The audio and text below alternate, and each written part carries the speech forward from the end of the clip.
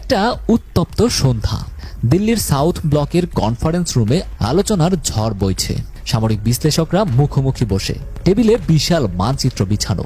আলোচনার বিষয়, যদি বাংলাদেশের সঙ্গে যুদ্ধে জড়াতে হয় তাহলে কি হবে। কেউ একজন গম্ভীর স্বরে বলল, আমরা তো বৃহৎ শক্তি, বাংলাদেশ আমাদের সামনে দাঁড়াতে পারবে। একজন অভিজ্ঞ জেনারেল চুপচাপ বসেছিলেন। তিনি ধীরে ধীরে সামান্য ঝুঁকলেন, ঠান্ডা গলায় বললেন, এটা যদি তোমরা সত্যি ভাবো তাহলে ভয়ঙ্কর ভুল করবে। কারণ যুদ্ধ হলে বাংলাদেশ ভুগবে ঠিকই, কিন্তু ভারত টুকরো টুকরো হয়ে যাবে। রুমের ভেতরে মুহূর্তেই নীরবতা নেমে এলো। বাংলাদেশ এমন এক দেশ যেখানে যুদ্ধ করা শুধু কঠিন নয়, প্রায় অসম্ভব। চারপাশে নদী, খাল, বিল আর নিচু জমির কারণে ভারী সামরিক যান চলাচলের সুযোগ কম। ট্যাঙ্ক বা বড় অস্ত্র বাংলাদেশে প্রবেশ করানো গেলে তা সহজেই আটকে পড়বে কাদার ফাঁদে। ইতিহাস ঘাটলেও দেখা যায় বহিরাগত শক্তিগুলো এখানে এসে বারবার সমস্যায় পড়েছে। মুঘল আমলেও বাংলার নবাবরা প্রায় স্বাধীনভাবেই শাসন করতেন। ব্রিটিশরা এত বছর ভারত শাসন করলেও বাংলার গ্রাম অঞ্চলে প্রবেশ করাটা তাদের জন্য কঠিন ছিল। 1971 সালের যুদ্ধেও এটাই দেখা গেছে। গেরিলা পদ্ধতিতে যুদ্ধ করে বাংলাদেশিরা পাকিস্তানের মতো সুসজ্জিত সেনাবাহিনীকে হারিয়ে দিয়েছিল। এই ভূখণ্ডের দীর্ঘমেয়াদী সামরিক অভিযান চালানো যে কোনো দেশের জন্য দুঃস্বপ্নের মতো। বিশ্ব অর্থনীতির সমীক্ষাগুলো বলছে, যদি সঠিক পথে এগোয় তাহলে 2050 সালের মধ্যে ভারত চীনের পর দ্বিতীয় বৃহত্তম অর্থনীতি হতে পারে। কিন্তু কোনো ধরনের যুদ্ধে জড়িয়ে পড়লে এই স্বপ্ন শেষ হয়ে যাবে। যুদ্ধের খরচ ব্যাপক, যা ভারতের অর্থনীতির ওপর বিশাল চাপ সৃষ্টি করবে। বিদেশি বিনিয়োগ কমবে, বাজারে মন্দা নেমে আসবে।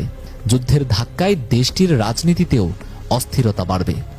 অভ্যন্তরীণ অসন্তোষ সৃষ্টি হলে ভারতের বিভিন্ন বিচ্ছিন্নতাবাদী আন্দোলন আবার মাথাচাড়া দিয়ে উঠতে পারে। এতে ভারতের অভ্যন্তরীণ স্থিতিশীলতা হুমকির মুখে পড়বে। সুপার পাওয়ার হতে গেলে দীর্ঘমেয়াদী পরিকল্পনা, কূটনৈতিক দক্ষতা এবং অর্থনৈতিক স্থিতিশীলতা দরকার হয়। কিন্তু যুদ্ধ মানেই এই সবকিছু ধ্বংসের পথে ঠেলে দেওয়া। চীন দীর্ঘদিন ধরে বাংলাদেশের ঘনিষ্ঠ মিত্র। সামরিক, অর্থনৈতিক ও কূটনৈতিক দিক থেকে চীন বাংলাদেশের পাশে রয়েছে। ভারতের সঙ্গে বাংলাদেশের যুদ্ধ বাঁধলে চীন সরাসরি যুদ্ধ ঘোষণা না করলেও সীমান্তে বিশাল সামরিক চাপ সৃষ্টি করতে পারে। এতে ভারতকে একসঙ্গে দুই ফ্রন্টে যুদ্ধ করতে হবে, একদিকে বাংলাদেশ, অন্যদিকে চীন। ইতিহাস বলে, দুই ফ্রন্টে যুদ্ধ চালানো কোনো দেশের পক্ষেই সহজ নয়। দ্বিতীয় বিশ্বযুদ্ধে হিটলারও এই ভুল করেছিল এবং শেষ পর্যন্ত পরাজিত হয়েছিল। চীনের এই সমর্থন বাংলাদেশের সামরিক শক্তিকেও বহুগুণে বাড়িয়ে তুলবে। ভারতের জন্য এটি অত্যন্ত সংকটের কারণ হয়ে দাঁড়াবে। ভারতের উত্তর পূর্বাঞ্চলের 7টি রাজ্য, যা 7 সিস্টার নামে পরিচিত, সামরিক দিক থেকে ভারতের জন্য সবচেয়ে দুর্বল অঞ্চল। এই রাজ্যগুলো ভারতের মূল ভূখণ্ডের সঙ্গে সংযুক্ত মাত্র 40 কিলোমিটার চওড়া একটি সরু পথ দিয়ে, যা চিকেন নেক নামে পরিচিত। বাংলাদেশের সঙ্গে যুদ্ধ বাঁধলে চীন সহজেই এই অঞ্চল দখল করে ভারতকে দুই টুকরো করে দিতে পারে। এটাই ভারতের সবচেয়ে বড় দুর্বলতা। চীন দীর্ঘদিন ধরে অরুণাচল প্রদেশের একটা বড় অংশ নিজের দাবি করে আসছে। যুদ্ধ বাঁধলে তারা সেই অঞ্চল দখল করতে চাইবে। ভারতের সামরিক বিশ্লেষকরাও স্বীকার করেন, এই অঞ্চলকে রক্ষা করা তাদের জন্য কঠিন হবে। সুতরাং বাংলাদেশের সঙ্গে যুদ্ধে জড়ানো মানে ভারত নিজের অস্তিত্বকেই হুমকির মুখে ফেলা। বিশ্ব রাজনীতিতে ভারত ও যুক্তরাষ্ট্রের সম্পর্ক সবসময় সুবিধাবাদী। ভারত যতই শক্তিশালী হচ্ছে ততই যুক্তরাষ্ট্র এটিকে ভবিষ্যতের প্রতিদ্বন্দ্বী হিসেবে দেখছে। যদি ভারত বাংলাদেশের বিরুদ্ধে আগ্রাসন চালায় তাহলে যুক্তরাষ্ট্র এটিকে ভারতের উত্থান থামানোর সুযোগ হিসেবে নিতে পারে।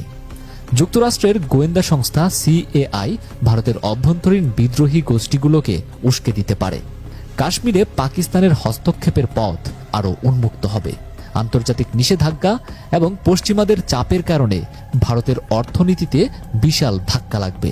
ফলে যুদ্ধের ফলে যে আন্তর্জাতিক জোট ভারতের বিপক্ষে চলে যাবে, সেটাই ভারতকে আরও বড় সংকটে ফেলবে।